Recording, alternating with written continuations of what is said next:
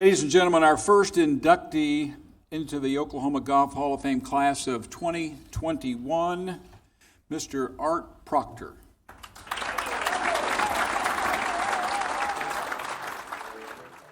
Growing up in Topeka, Kansas, Art Proctor was a baseball player. He could hit and he could field.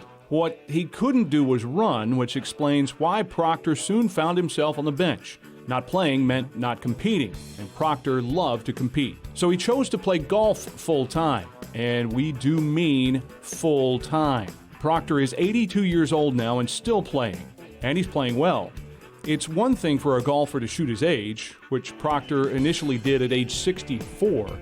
It's something entirely different to beat your age by 11 strokes, which Proctor did last spring when he shot 71 at Lincoln Park West. Also out of the norm is playing 23 rounds of golf in a single day, which is precisely what a 44-year-old Proctor did on July 5th of 1983.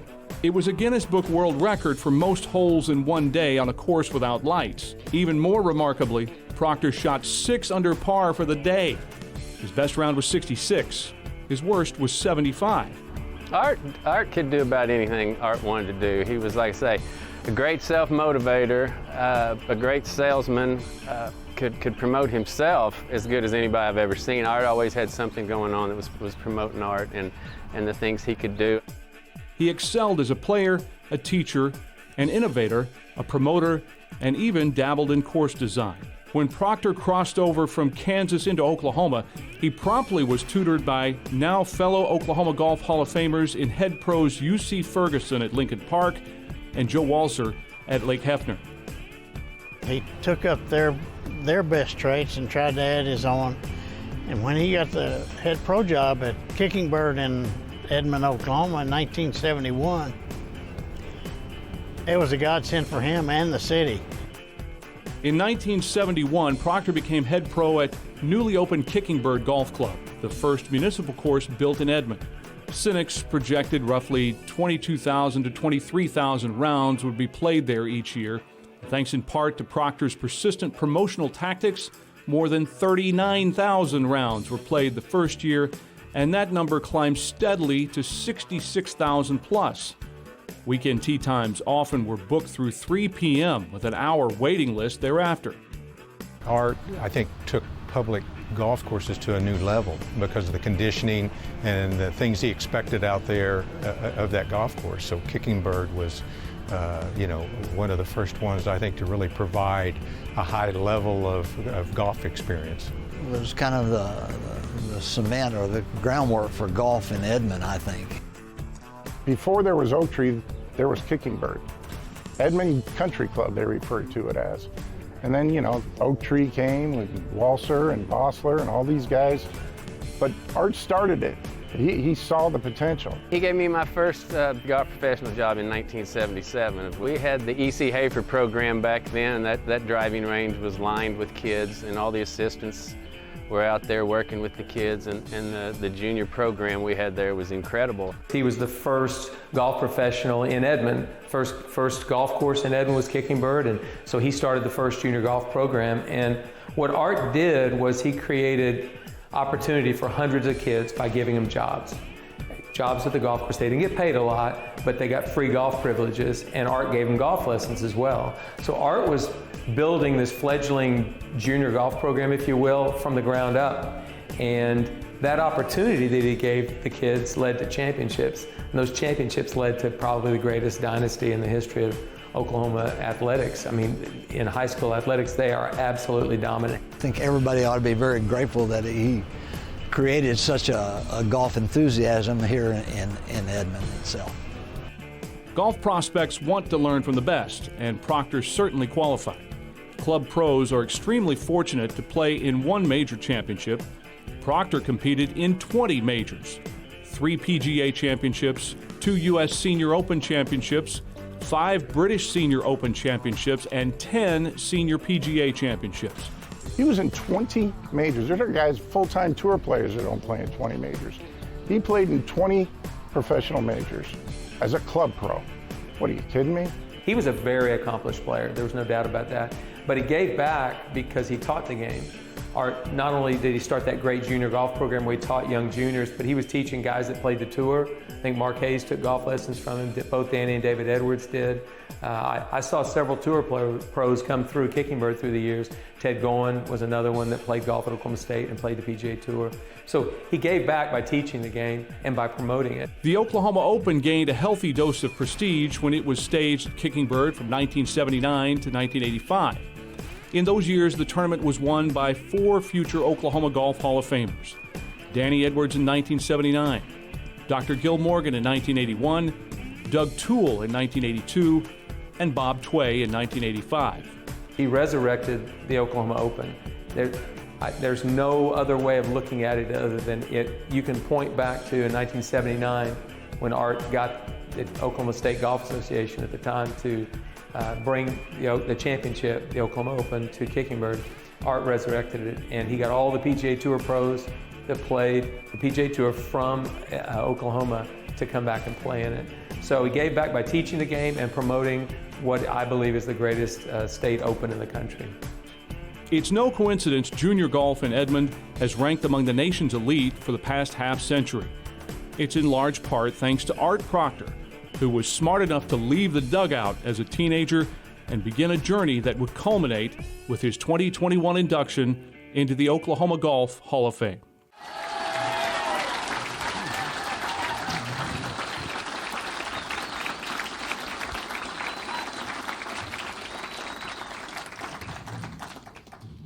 I told Bob Tway I wasn't going to be emotional. That's wrong. I got to put my glasses on to read my writing I can't read. And I wrote it. This evening is a special evening. And I want to thank the chairman, Tom Jones. I want to thank the selection committee. And I want to thank each and every board member for this outstanding award. Being inducted with the Golf Legends of Oklahoma I can only tell you, it is extremely humbling.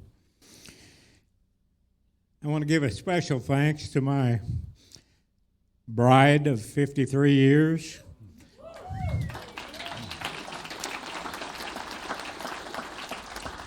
Connie has not only been my love and my tremendous support, but she's been my best friend. She gave me 2 daughters, Stacy Nemechek. She's here with her husband, Todd, and Todd's parents, George and Ann Nemechek. And Tammy.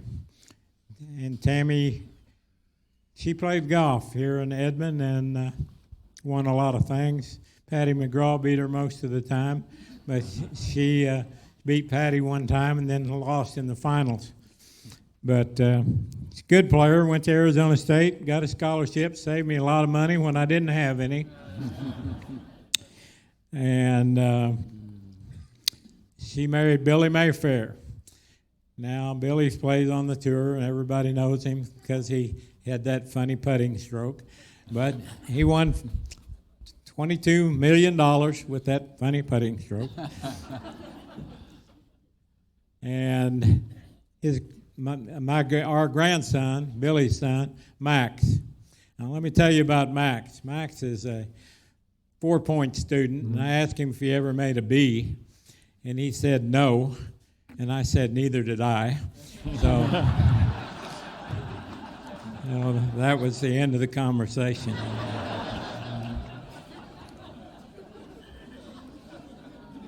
I want to thank my good friend Ken McLeod, who told me I had 7 minutes to give a speech. And I told him that was not near enough. And he said, read the Gettysburg Address 3 times. That takes 7 minutes. And there's a lot of content in it. And so here I am wasting 3 minutes and haven't said anything yet. In reviewing the past honorees, several things came to mind. One, I worked with 2 of them as assistants. I competed against several. I gave lessons to a few. and I worked with two legends, Joe Walser Jr. and U.C. Ferguson. I can only tell you, you never know the depth of knowledge that you gain from your mentors growing up until you're in a position to make all of the decisions, big and small, on a daily basis, and they're yours to make. I can only tell you how many times I thanked Joe and Ernie for how they taught me all the little things of how to run a golf course. Prior to opening a Kicking Bird, 1971, I wrote down 5 goals. These were kind of ambitious goals, but then that's kind of me. I'm kind of an ambitious guy. Number 1, to have a quality, full-service golf shop. Number 2, develop and maintain a well-known and profitable golf course. Number 3, to be known as a good teaching pro. Number 4, be the best player I could be. And 5, have a good junior program, because their juniors, as already been stated this evening, are the future of the game. To achieve these goals, it was imperative to have a great staff. I had a restaurant manager who just retired after 45 years. I think she definitely lasted longer than anybody, but she made the best hamburgers in Edmond. I had a green superintendent, Mr. Elmer Fugate. He had a green thumb. He could grow grass on a rock, and did. Kicking Bird was all rocks. My assistant pros, I cannot tell you how many people I've been blessed with to come in and want to work and share the goals that we had. 3 of them are here tonight, and I thank them. But I could not have done anything without the staff that I had year in and year out.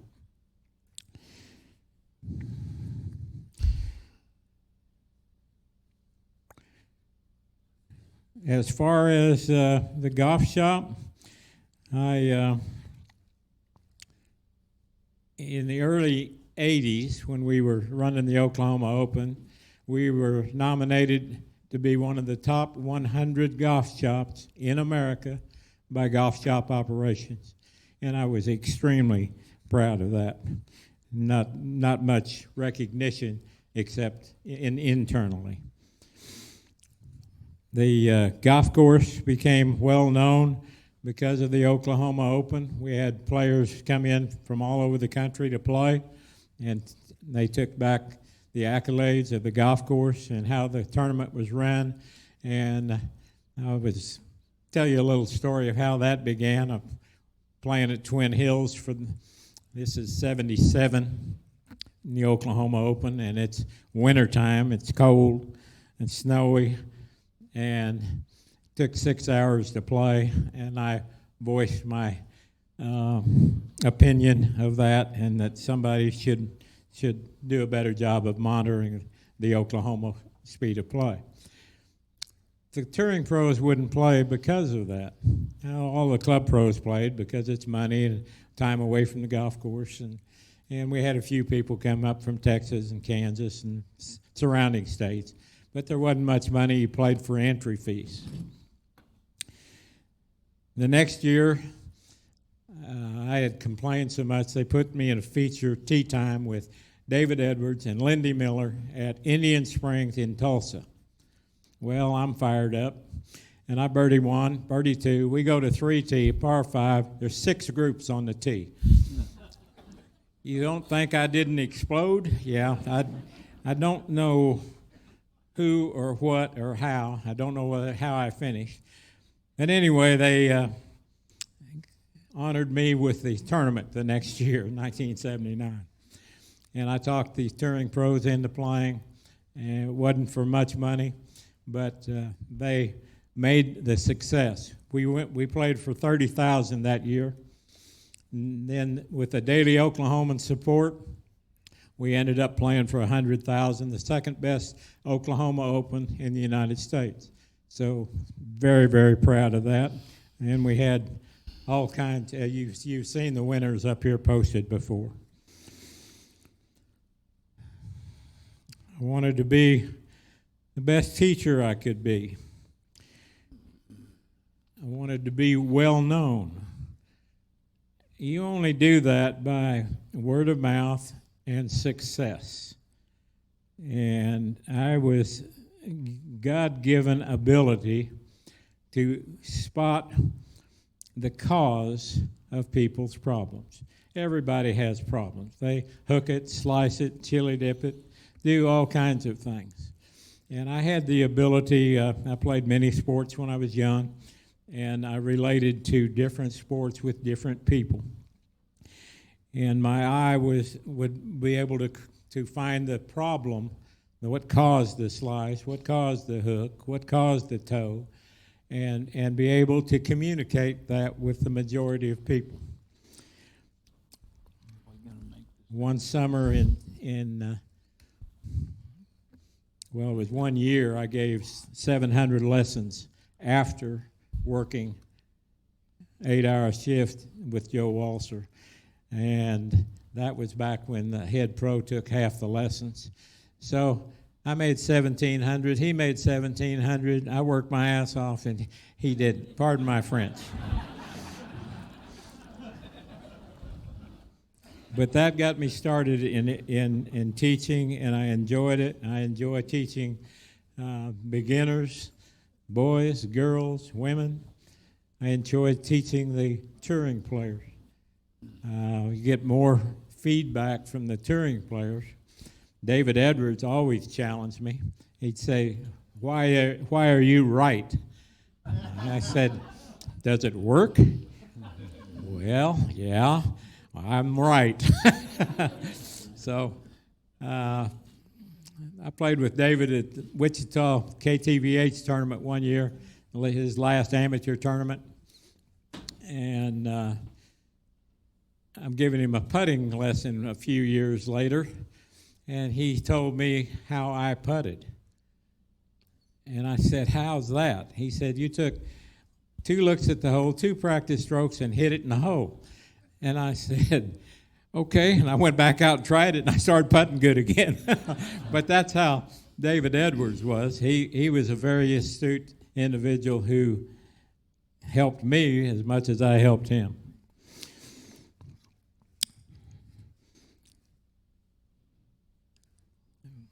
When I played at the Wichita KTVH tournament, I met Nick Sykes, who ended up to be the publisher of Golf Digest magazine, and he offered me the opportunity to write an article in Golf Digest every month.